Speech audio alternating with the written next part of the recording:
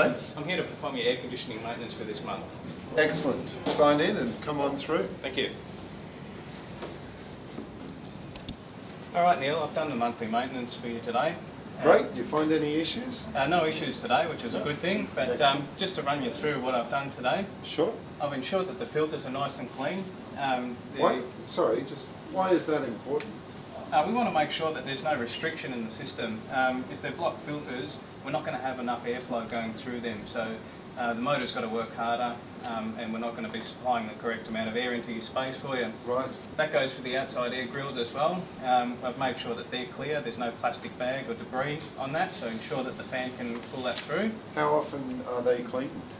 Just when they look dirty, and when they're fully blocked, we get that all cleaned up. It's not a filter or anything as such. Okay. That goes onto the dampers as well. We've ensured that the dampers operate correctly. We don't want unnecessary cold air coming in or hot air coming in on the warmer days, so to try and keep it efficient. And I've also just checked that the mechanical plant's running good, so bearings, motors, speed drives are all sounding good and operating correctly. And do they affect the efficiency of the overall plant? Yeah, they can. If they're running, they've got an additional resistance as well, so if they've got bearing issues or anything like that, the motor's got to work harder to overcome that issue. Okay.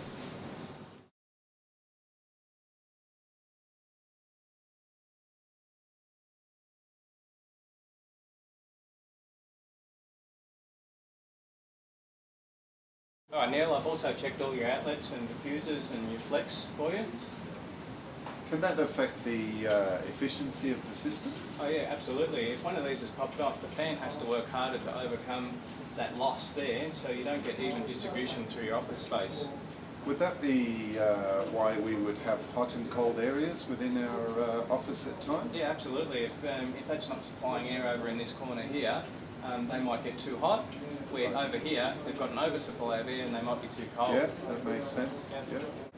Oh, Neil, also when we got these in their office, some people tend to have a fiddle with them. So when you mentioned hot and cold spots, I ensured that every temperature set point was correct and even across your space. That stops people from cooling in this zone, heating in this zone. So this will ensure that stays the case for you. Yeah.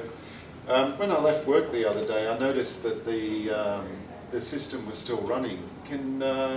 Is it good time around daylight savings to think about resetting your system, or should we have you do that? Well, it's important and imperative that you check your time clock every single time that you're here. Power spikes, power outages can throw out time clocks, so we just need to ensure that the time is correct and your on and off times are correct. That just stops unnecessary run-on, stops starting too early in the morning, just consuming excess energy for you. Great.